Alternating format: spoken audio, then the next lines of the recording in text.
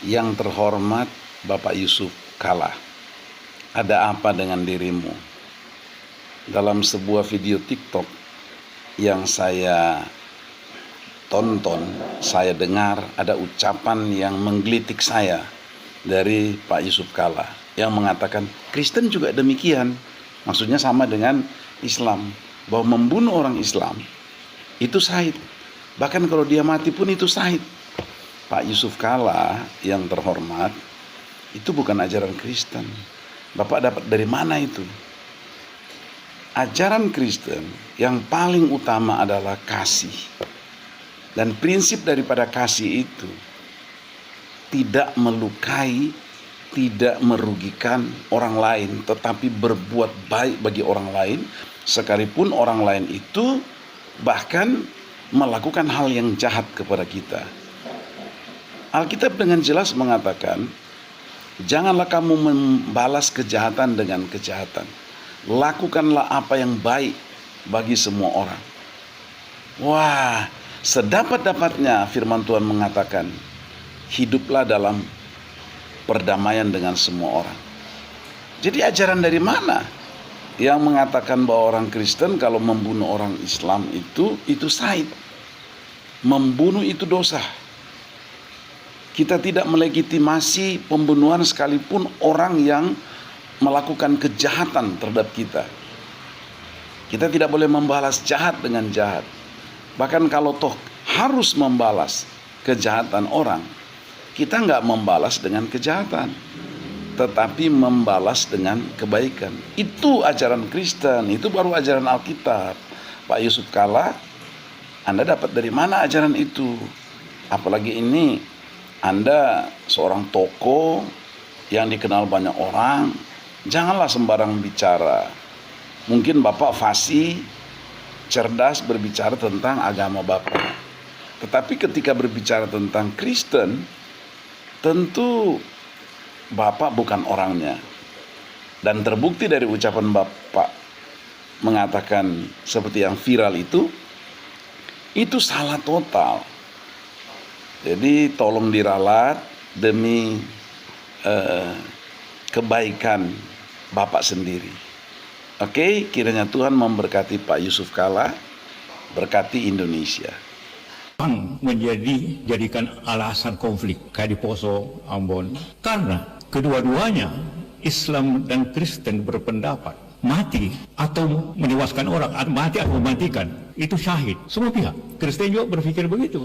Kalau saya bunuh orang Islam, saya syahid. Kalau saya mati pun saya syahid.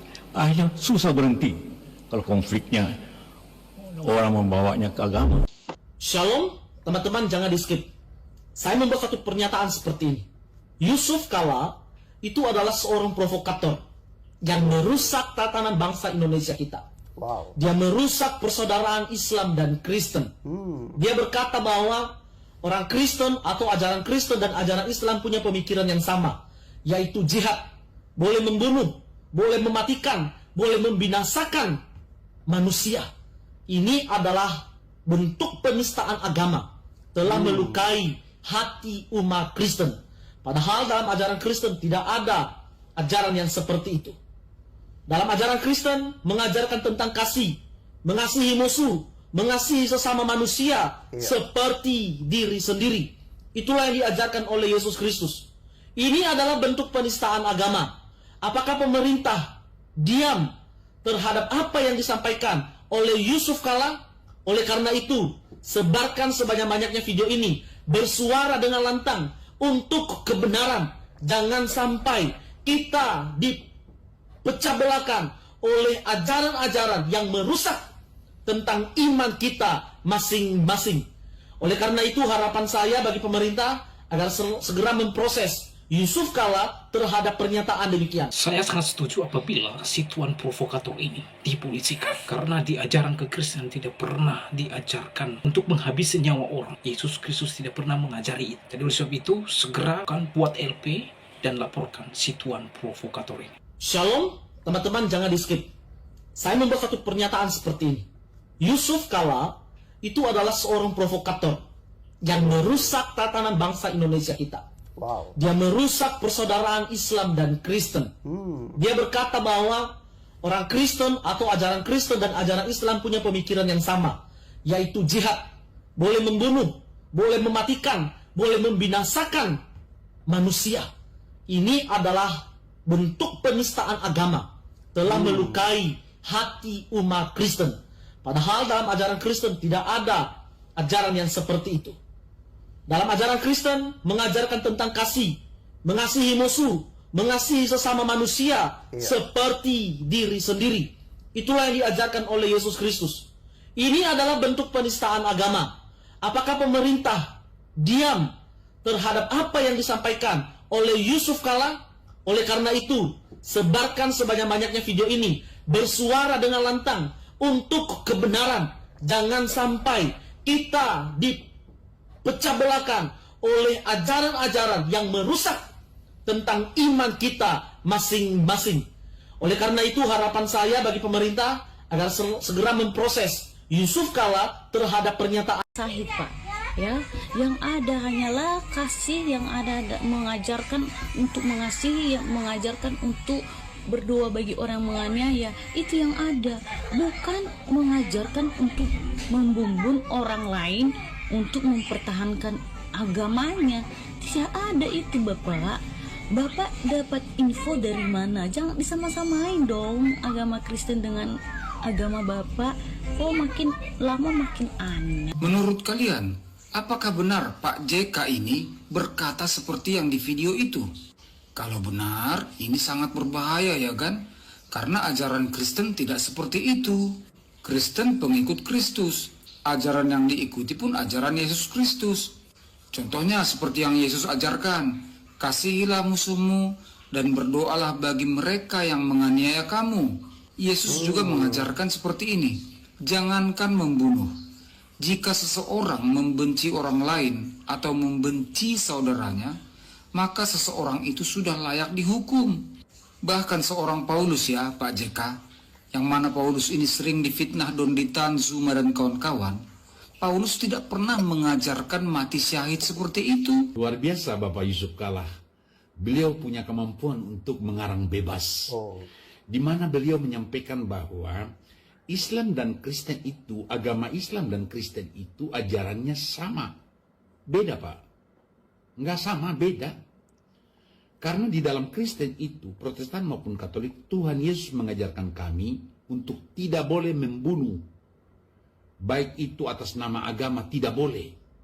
Jangankan membunuh, membenci sesama saja tidak boleh. Musuh kami pun Tuhan Yesus mengajarkan kami untuk mengampuni, bahkan kami berdoa untuk memberkati. Beda dengan agama Islam, Pak.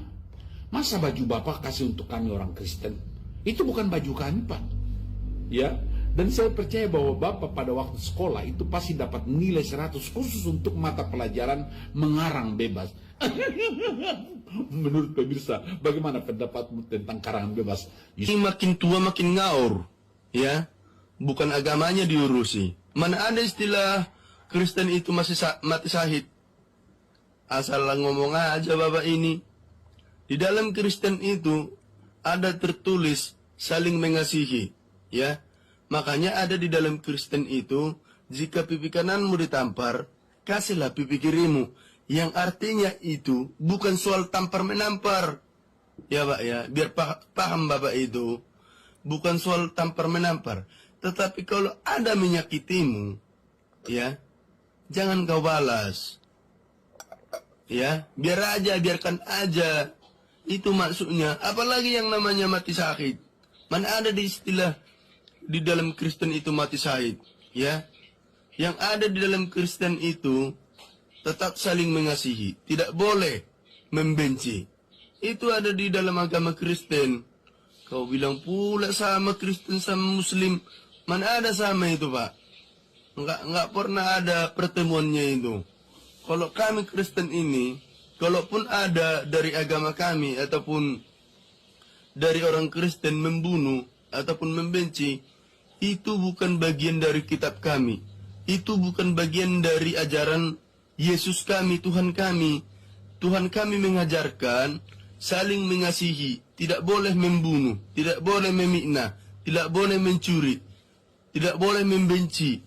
Itu ajaran agama kami. Bukan seperti kalian, ya. Jadi jagalah omonganmu Pak JK. Ya, apalagi Bapak itu udah pernah mantan ya. Udah pernah mantan Wakil Presiden Republik Indonesia, ya. Seharusnya Bapak itu ya harus tiang di tengah untuk memperdamaikan masyarakat-masyarakat yang ada, konflik-konflik yang ada di Indonesia ini. Yang pertama saya bilang sama Bapak ya, jangan pernah urusi orang lain, ya. Uruslah dulu punyamu, ya. Ini juga udah kau urusi agama orang lain. Agamamu aja belum kelar Bapak urusi. Udah kau urusi negara luar. Negaramu aja belum bisa Bapak urusi. Oke? Pak JK bilang katanya bakalan ada chaos di bulan Agustus. Ngeri ya? Ngeri dong. Masa kita nggak ngeri negara kita chaos? Tapi pertanyaan yang mendasar adalah, kenapa Pak JK langsung menyebut bulan Agustus secara spesifik? Apakah tidak ada bulan-bulan yang lain untuk disebut? Justru saya melihatnya, kalau seandainya Pak JK langsung menunjuk bulan Agustus, ini bukan lagi sebuah prediksi. Jadi seakan-akan Pak JK itu memiliki kemampuan untuk meramal yang presisi, yang tepat. Jadi Pak JK bisa menebak langsung bulan Agustus akan chaos. Gitu. Nah, kendati pun Pak JK melakukan prediksi seperti ini, yang saya takutkan itu akan menjadi afirmasi bagi banyak orang sehingga memprovokasi agar chaos itu benar-benar terjadi. Karena kita harus fair juga kawan-kawan, banyak sekali trauma politik di seluruh dunia yang terjadi di bulan Agustus. Nah, Indonesia sendiri juga baru selesai chaos pada bulan Agustus tahun yang lalu. Nah, lagi-lagi disebutkan dengan bulan Agustus. Kira-kira apa sih yang menjadi indikator oleh Pak JK sehingga mengatakan bahwasannya akan terjadi chaos di negara ini? Begitu. Dan juga sebagai manusia yang berpikir, kita harus menanyakan parameter apa yang digunakan oleh Pak JK sehingga mengatakan bahwasannya negara kita akan chaos bulan Agustus. Lalu ada pertanyaan yang timbul secara mendasar, kawan-kawan. Apa yang membuat orang itu berencana menciptakan chaos di negara ini? Apakah ada hubungannya dengan harga BBM? Kalau kita tinjau dengan harga BBM, pemerintah tidak menaikkan BBM. Itu sudah clear. Yang kedua adalah Pak JK di lain sisi malah menyuruh atau menyarankan pemerintah untuk menaikkan BBM.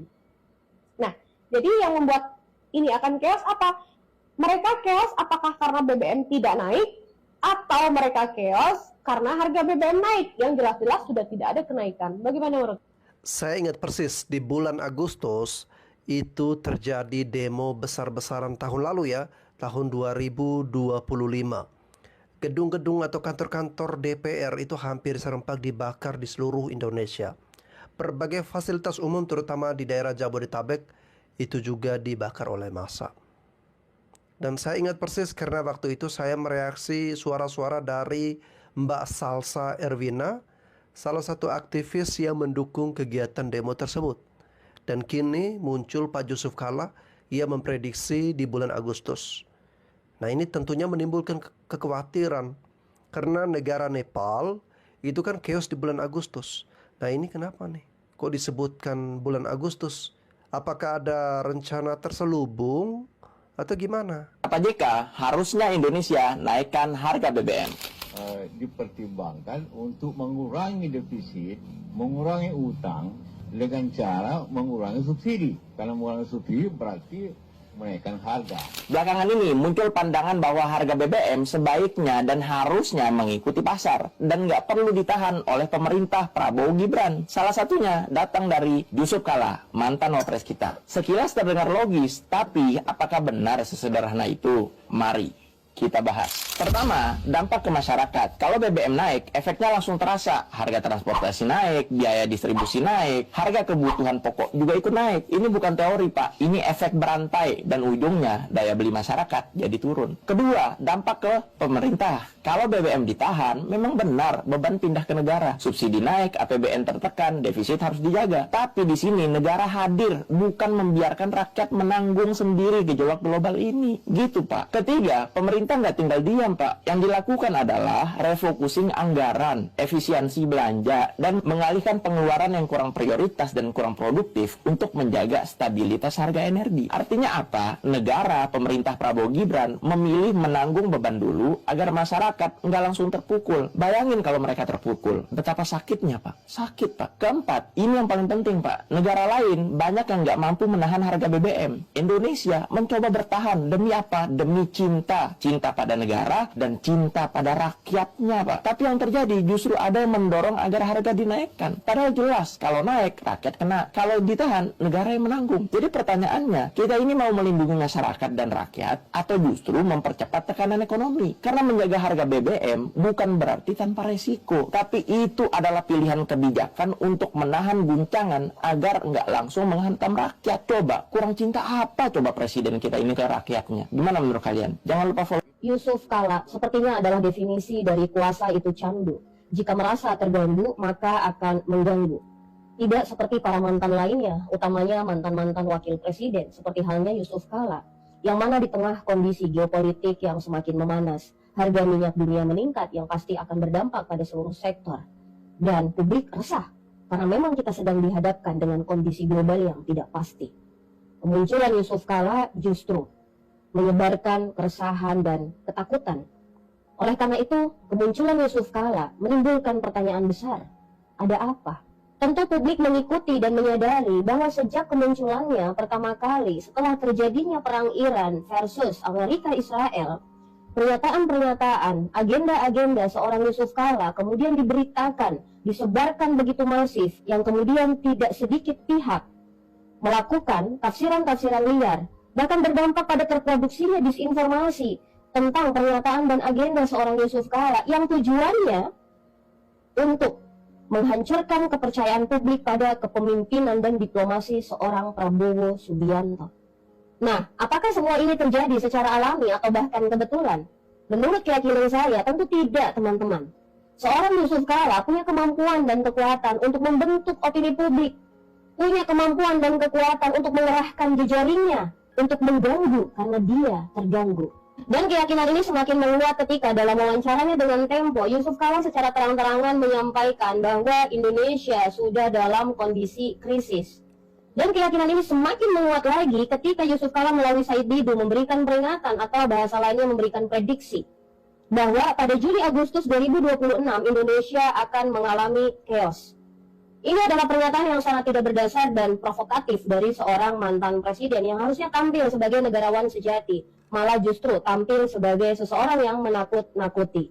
Terkait chaos hanya akan terjadi ketika orang-orang yang harusnya tampil bijaksana sebagai seorang negarawan, tapi justru sebaliknya, sehingga perkataan-perkataannya justru membuat negara yang tadinya stabil menjadi tidak stabil.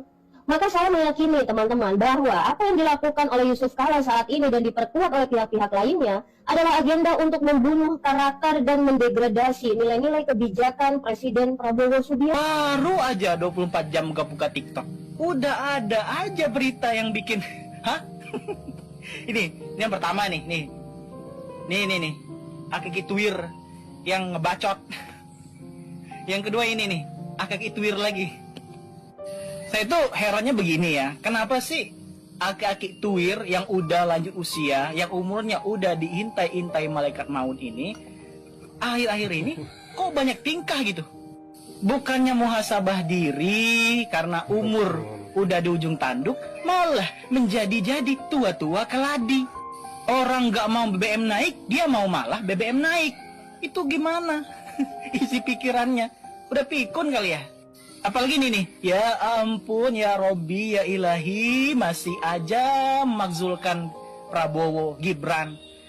Saya lihat ya, yang komen itu banyak bilang kalau si Bapak Twir ini, yang katanya guru besar, profesor, ngomong begini tuh di acara halal bihalal.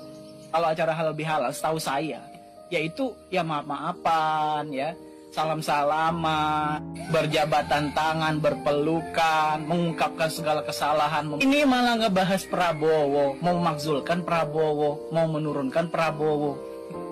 Dan ini juga nih Akiki Twir satu ini. Kok dia bisa gitu memprediksi? Itu prediksi atau rencana? Jangan-jangan itu udah rencana ya? Mau demo lagi ya? Mau bikin chaos lagi? Nanti ada korban yang salin siapa lagi? Pak Prabowo lagi yang salah.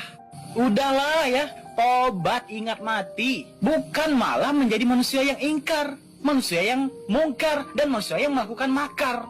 Na'udzubillah min zalik. Dan harus selalu ingat ya, semua yang kita lakukan di dunia ini akan dimintai pertanggungjawaban di akhirat nanti. Jangan jadi kayak Amin Rais atau si Abah Al-Megdi itu julid terus. Di masjid julid. Ini sama nih kalian ini seperti abah kalian. Apapun acaranya, nggak penting itu acara agama atau apa, yang dibahas selalu Prabowo, Gibran, pemerintah. Seharusnya umur udah tua-tua, udah berpengalaman itu punya ini ya. Udah bisa tahu menempatkan sesuatu itu pada tempatnya. Yang nggak boleh dibahas di satu acara, kenapa dibahas gitu? Nggak nyambung. Jadi nanti ya guys ya, kalau nanti Agustus itu banyak yang demo, udah bisa ditebak siapa dalangnya, siapa yang bayar mahasiswa itu. Tapi kasihannya itu nggak ada hasilnya gitu. Kita ini di Indonesia ini belum kelar loh menghadapi orang ini nih, si tukang julid ini. Waduh. Muncul lagi kalian, nambah masalah. Yang masalahnya 90% ditambah kalian jadi 100%. Dan yang repot siapa lagi? Ya pertama yang repot Pak Prabowo. Nah teman-teman, itu tadi video yang baru saja kita saksikan bersama, di mana si tuan provokator yaitu Yusuf Kala yang menyamankan ajaran Islam dengan Kristen, sama-sama berpikir membunuh orang lain, menewaskan orang lain, atau menghabisi nyawa orang lain. Syahid, kata Yusuf Kala. Teman-teman, pernyataan Bapak Yusuf Kala ini sungguh sangat keji, dan fitnahnya terhadap ajaran iman kekristenan sangat-sangat berbahaya. Karena apa saudara? Pernyataan orang ini adalah merupakan pernyataan yang sangat provokatif sekali, karena tidak sesuai dengan ajaran kekristenan. Menghabisi nyawa orang lain adalah Alkitab menentang keras dan tidak pernah menyetujui itu. Karena menghabisi nyawa orang lain itu sama artinya mengambil alih, menyamakan dirinya dengan Tuhan. Yang ada di ajaran Kristen adalah kasihi musuh, berdoa bagi mereka yang menganiaya kamu. Bahkan ketika kita dianiaya, tidak pernah kita membalas. Buktinya apa? Kristen dipersekusi, ditutup rumah ibadah, dibubarkan rumah ibadahnya, bahkan disegel di baru-baru ini. Kristen tidak pernah membalas itu, tidak pernah membalas. Itulah bukti bahwa ajaran Kristen itu tidak pernah mengajarkan untuk menghabisi nyawa orang. Ajaran Kristen menentang hal itu. Kristen itu sudah terbukti. Ribuan gereja ditutup, ribuan gereja dipersekusi, dan juga dipersulit izin pendirian rumah ibadah. Kristen tidak pernah demo, Kristen tidak pernah marah-marah, Kristen tidak pernah menghabisi nyawa orang. Tetapi kalau JK ini ia mengatakan bahwa Kristen itu dan juga dengan agamanya sama-sama memikirkan kalau menghabisi nyawa orang itu syahid. Tidak ada kata syahid kekristenan. Tidak ada kata syahid di dalam iman kekristenan. Menghabisi nyawa orang itu syahid, itu kurang ajar itu namanya. Saya tidak setuju dengan hal itu. Sekali lagi, usut tuntas laporkan buat LP. Kalau ada teman-teman yang membuat LP, saya akan dukung supaya segera diproses manusia ini. Ini pernyataannya membuat gaduh. Bagaimana tanggapan saudara dan pendapat saudara setelah menyaksikan videonya? Berharap teman-teman berkomentar di kolom komentar, dan kiranya komentar saudara komentar yang membangun dan mengedukasi kita semua. Demikian video sekali ini, sampai bertemu. Haleluya, haleluya, haleluya. Assalamualaikum warahmatullahi wabarakatuh. Salam agi. Aku kabarkan Injil keselamatan. Bapak Ibu Tuhan, ketemu lagi dengan saya Evangelis Avraham Effendi Usman. Bagaimana kabar Bapak Ibu semua? Tentu luar biasa. Yes, wow, kita itu sangat istimewa. Nah saudaraku, para pencinta Jelah Bahagia dan para pengikut Kristus yang setia, bagaimana tanggapan kita semua setelah kita sama-sama mendengar, menyaksikan cuplikan video tadi? Silahkan tulis di kolom komentar, dan mari kita memberikan komentar yang baik, komentar yang bijak, sehingga ketika orang membaca komentar kita, imannya dikuatkan, imannya dibangkitkan, dan orang ketika membaca komentar kita termotivasi Bapak Ibu. Jadi mari kita benar-benar memberikan komentar yang positif, komentar yang bijak, komentar yang baik, dan kita tunjukkan bahwa kita ini anak-anak Tuhan. Sifat kita itu sangat berbeda dengan sifat orang dunia. Kalau dunia sifatnya itu suka menghasut, suka mengolok-ngolok, suka mencaci maki, dengki, iri hati. Tapi sikap kita, sifat kita orang-orang yang beriman adalah sifat penuh dengan kasih, pengampunan, dan sabar Bapak Ibu. Sehingga dunia melihat ada perbedaan pada diri orang yang percaya kepada Yesus Kristus dengan orang yang tidak percaya kepada Yesus. Alkitab mengatakan, kamu dikenal dari buahnya, dan dari buahnya lah kita dikenal. Buah yang baik pasti berasal dari pohon yang baik, dan pohon yang baik pasti menghasilkan buah yang baik. Jadi Bapak Ibu, begitu juga sebaliknya. Agama yang baik itu bisa dilihat dari ajarannya. Dan ajaran yang baik itu bisa dilihat dari orang-orang yang mempelajari ajaran tersebut. Orang-orang yang mengadopsi ajaran tersebut. Orang-orang yang berada di dalam ajaran tersebut. Bagaimana tingkah laku orang yang berada di sebuah ajaran? Bagaimana sikap orang-orang yang berada di sebuah ajaran? Dan bagaimana perkataan, pola pikir orang-orang yang ada di sebuah ajaran tersebut? Apakah tingkah lakunya selalu menyakiti orang? Tingkah lakunya itu bisa menyakiti hati orang?